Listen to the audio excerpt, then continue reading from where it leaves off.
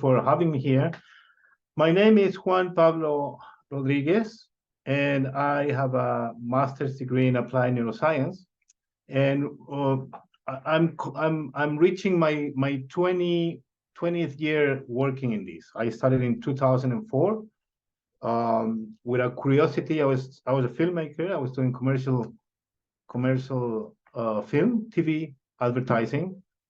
And I had this question, like, in 2004, I know that my TV commercials, I know they are nice. I know they look nice. I'm directing them, but the client is not paying me to entertain people. It's paying me to sell a product. Do they work? And then is when I started thinking, how can I know if they work?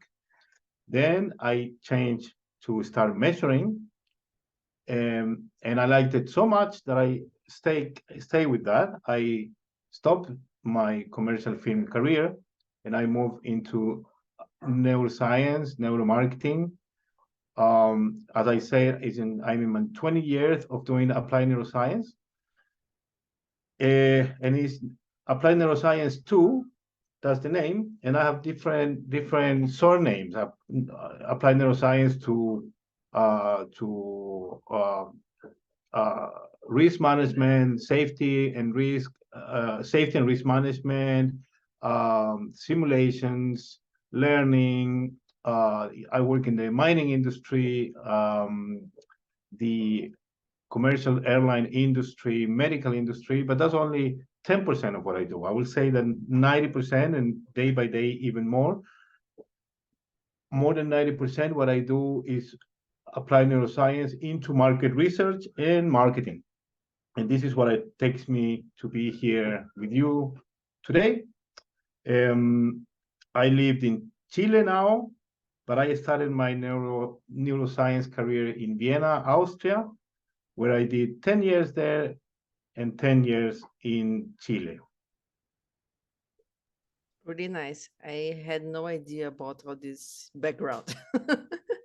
So once you have this great background, and I know you have already worked for some Eyetracker companies, I'd like to ask you to tell about the history of the Eyetracking on commercial and academic world.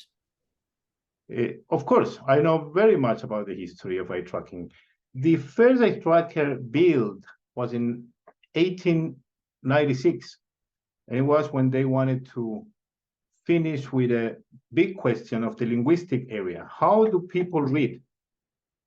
Do they read in a smooth, following the text lines in a smooth way, or micro jumps or micro fixation? And they were discussing which is the way people read. And then they created this Eyetracking to see. And people read with small jumps and not a smooth, straight, horizontal line. And then there was a big gap where nothing happened because there was no more interest in understanding how the people looked. And then it was in the early 90s when a few scientists started to build very complex, very expensive machines to see how people's eye movements work. Why? Because through eye movements, there is a lot we can understand about what happens in the brain. And this is why they started this big interest in creating eye trackers, because through an eye tracker, we can understand a lot. Then around the 2000s, there are two big companies that start breaking in the eye tracking world. It's SMI from Germany and Tobii from Sweden. That was around 2000, the year 2000. And then they created what is called screen-based remote eye tracking. It's an eye tracker that will track everything you see on a screen. They were very expensive machines. I know exactly the price, $28,900 and $12,900 the software. So you have $40,030 because you have shipping, taxes. With $40,000, you can have a eye tracking laboratory.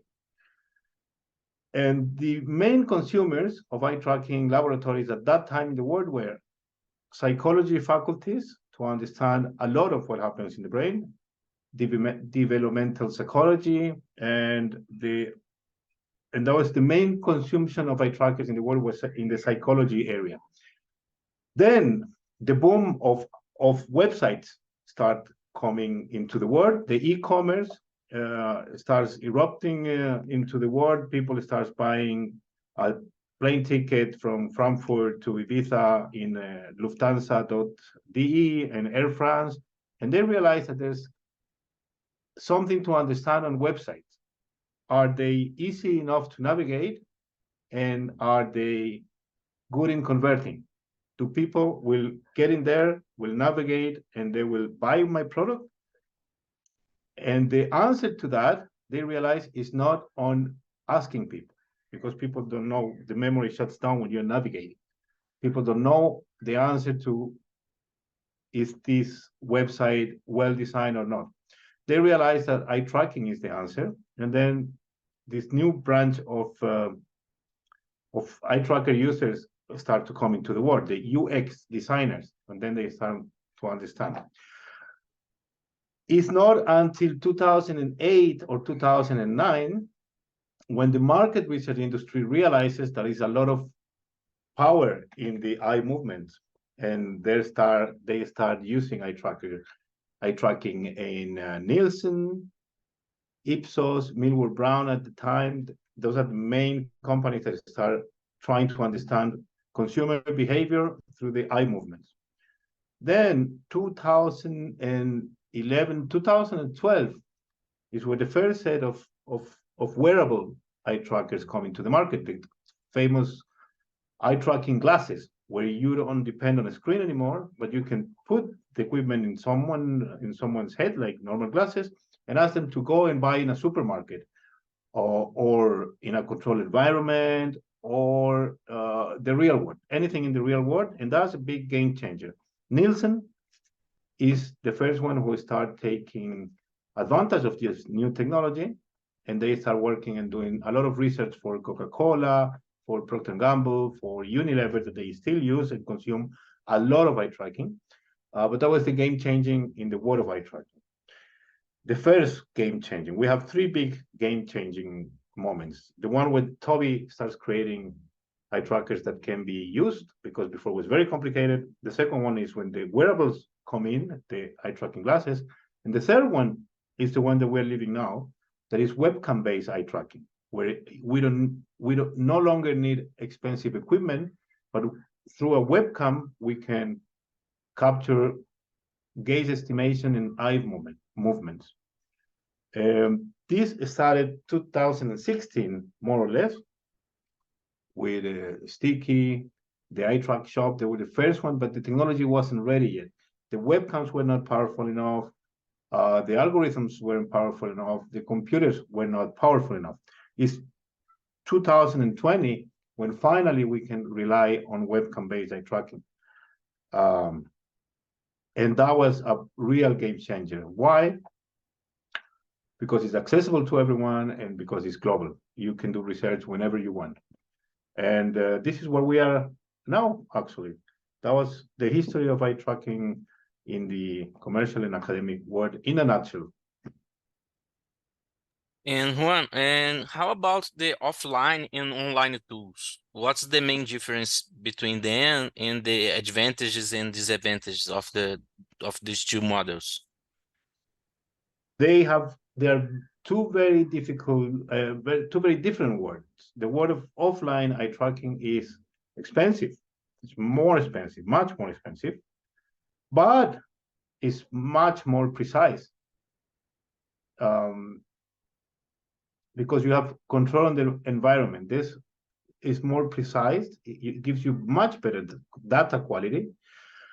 And you have control on the environment where people is going to be tested, because being offline, you have to recruit people that will come to a room where you will test them.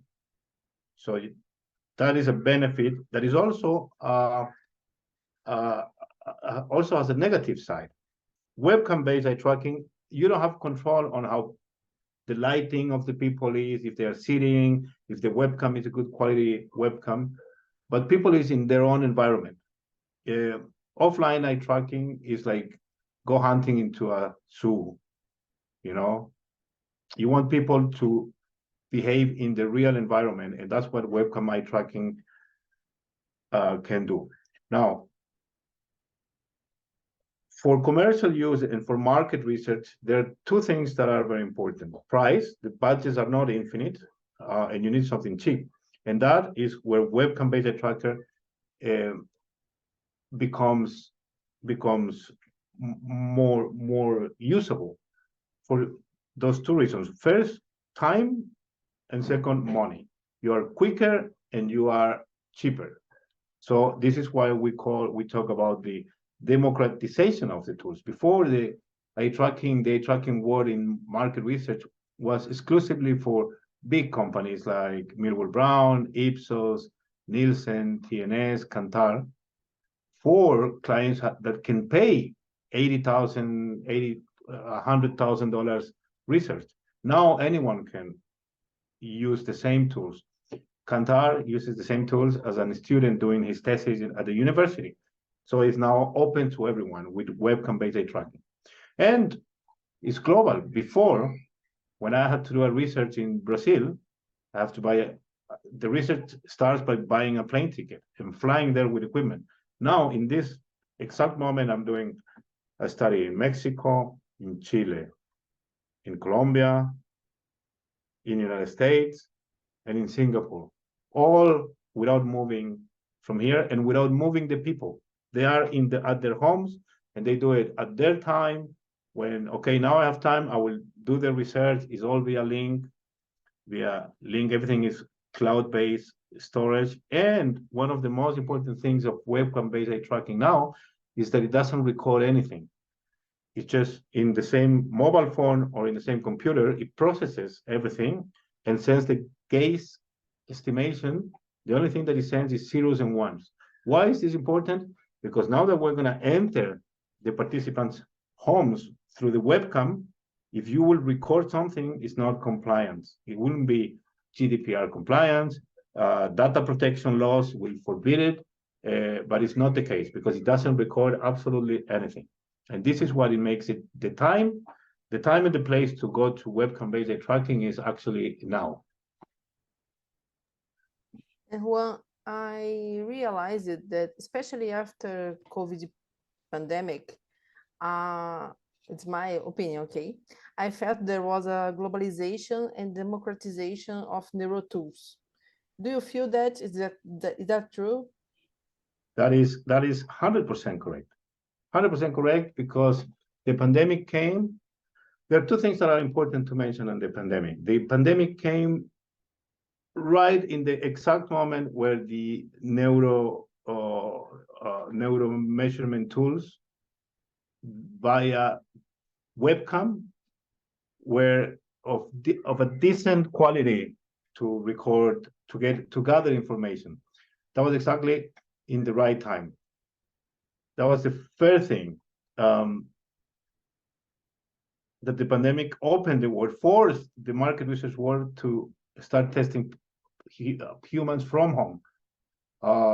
Tools like Zoom that we're using now, that open the focus group and the surveys to do everything from home, but in the world of eye tracking also allowed us to collect data from the users from home.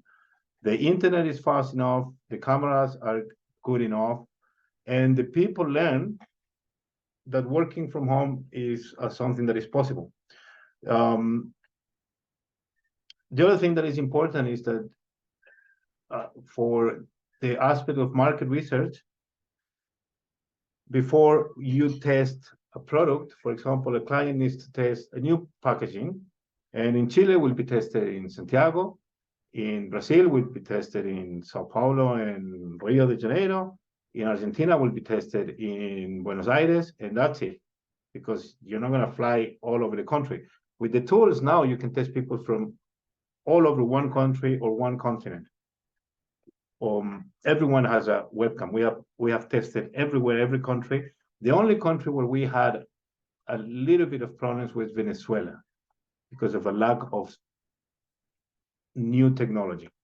but everyone can be tested, mobile phones also. So it's a very good time to change. It has been widely very good accepted in the market research world. So much in Europe, like in the United States, like in LATAM, like in China, Japan. It's used all over, and it works fantastic. And every time the companies are moving more into this. For example, the iMotions, there is a multi-platform, multi-eye tracking system. You can use many eye trackers. They just launched their webcam-based eye tracking module that works very good because they know that that's the future. People is staying more at home. People is not leaving home not even for work, for study, even less to be tested. So these days more important than ever to test in the real environment of the participants, at their home, at their office, at their time as well. Before you recruit and you say, okay, Cibele, we're going to wait for you. You're going to be tested from 3 to 4. And you have to put it in your calendar. Okay, at 3, I have to be downtown in a hotel room where they're gonna test me, or in an office. Now you get a link. You say, whenever you have time, in your time, when you're comfortable, you run the test. So it changed a lot. Precision is not as good as offline, but you cover it with a bigger sample size. To recruit something before, it was very expensive. I'm not going to go and take a bus to go to an office downtown for $5. I do it for $50. With the remote eye tracking, if I don't have to move from here, it's going to take 5 minutes of my time. I can do it for $2 via online communities, and it gives you a huge market. For example, we work with the panels from Sind, and with Real-Eye, that is the best platform of eye tracking that I have tested so far. Plus Sind, I have access to test more than 50 million people from my home, and that is something that was never possible before. Juan, now we are seeing a lot of tools with AI. What's the difference between conduct a study with real humans and AI, and what are the advantages and disadvantages of each model? Very good question. Artificial intelligence, what it does is the next thing. It says, with deep machine learning, analyze how 100,000 people, humans, how they look, what it attracts attention, visual attention. For example, contrast, for example, faces, for example, movement, or for example, text, colors, contrast. And they do it with machine learning.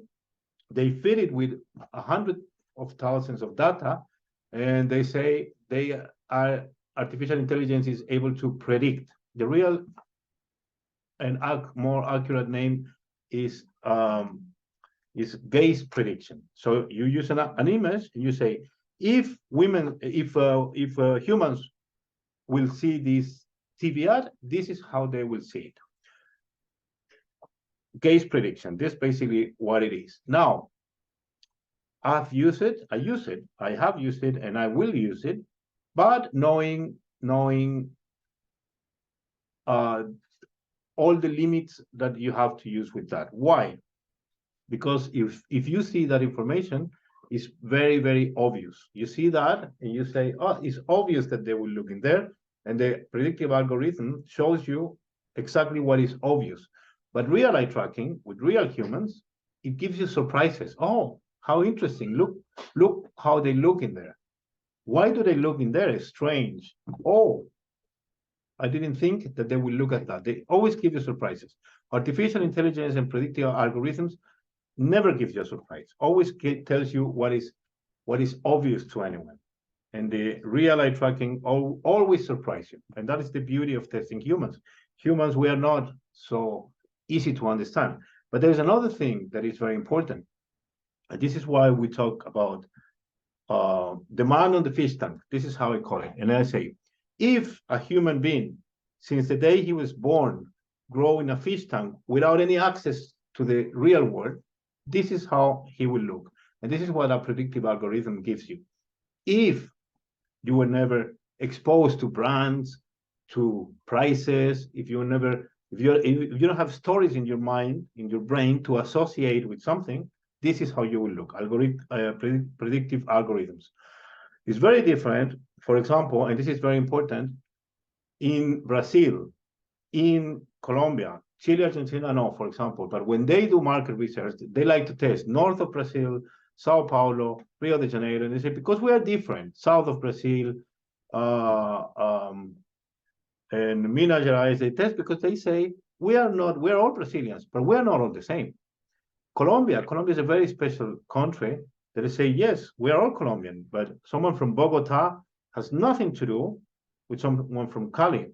Mexico created the Mexico Nielsen zones or regions. They say, we have identified 6 different big groups inside Mexico, and they behave completely different. High acquisition power is in the north, low acquisition power is in the south. Why is that important? Because if I put a price and I test it in a low economic power region, people will look at the price. Can I afford this? Is it expensive for me? Can I buy it before I look anything else? And this is a different behavior from country to country, from inside country, especially in Brazil, is very much like that. The predictive algorithm tells you, this is how humans will look, regardless if they come from China, from Africa, from United States, or from Brazil. We all behave alike. And that, I think, is not true. I know that there are companies that they say, we have tested models all around the world, and we noticed that we are very similar. We as humans behave very similar in what is gaze patterns. But I think it's very cherry picking because they took images that is obvious that anyone will look there. But when you go deeper in more complex stimuli, more complex videos, more complex TV ads that generates emotions, and more complex markets, the predictive algorithm doesn't work anymore. I think it's nice to have. I think it's nice to see some pattern. I think it will evolve eventually into a very powerful tool, but not now. Not now. It needs to be ingested with much more information from brand loving. For example, I like Red Bull. It gives me the energy I need to go through the day. And if you put me an advertising that says Red Bull gives you wings, and I say, oh, I like it. Red Bull gives me wings. Now you put me another one that says Blue Bull gives you wings. I say, hey, what is that? That's not my Red Bull. And I will try to find out what is that. I won't focus on the tin of Red Bull. It will cause me certain confusion. I will try to understand it by looking different. With a predictive algorithms, the same advertising with Red Bull and Blue Bull will be observed exactly the same. And that is not true into the real world. That's a fact. I have already tried both with artificial intelligence and compared it to humans, and the result is different. And you are completely right. Yes. And so I'd like to ask you, because you are in the middle of neuromarketing world, what's the future of neuromarketing? The future of neuromarketing, I think, is very bright. I think the need to add neuromarketing in the research is every time more and more important. Now, why I say to add? Because I don't think there's going to be ever a trade-off where we will stop doing surveys, stop doing interviews, and change everything with neuromarketing. We need the implicit word that is measuring, eye tracking, facial coding, and the explicit. What do you think about this? I think, and I say, I think that I like this. We need that. And the neuromarketing that before was kind of, shall I do implicit or explicit? Now it comes to be, because of the price, because of the timing, it comes to be a very good complement that is going to be every time more included in a need. Before is or now we are still in a time of, if I have extra budget, we can run some neuromarketing test. In the future, it's going to be like how much it costs, the full bundle. We cannot rely only on in explicit reactions. People lies all the time because they don't know why they do the things. They don't know what they like the things. They don't know why they buy things. So the answer, it needs to be backed up with measuring of stimuli. So there was a time where there was a little bit of a fight. Classic market research, modern market research. But now I think both worlds have come to be very good friends, and they will work together this way into the future.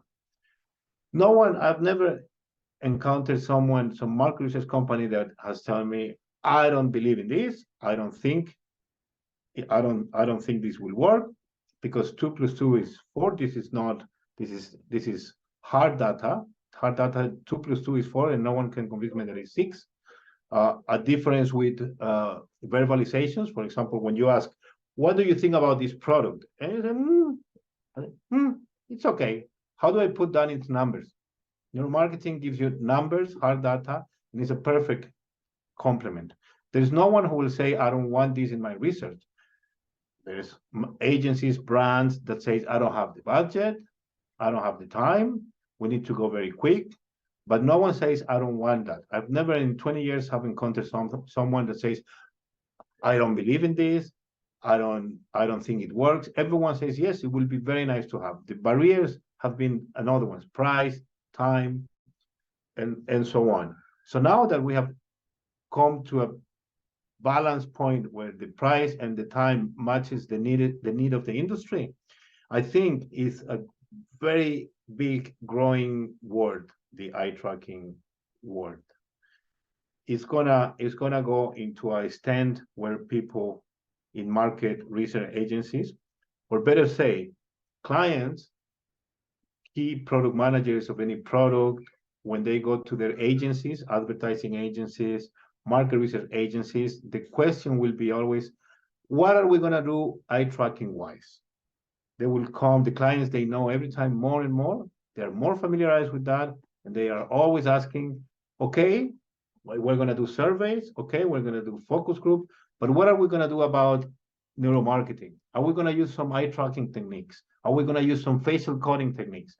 This is a fact that the clients are demanding that, and the market research agencies that don't provide some sort of solution in the neuromarketing way, they will be abandoned by their clients. That is a fact. I've seen it already, and it's moving every time more and more into that direction.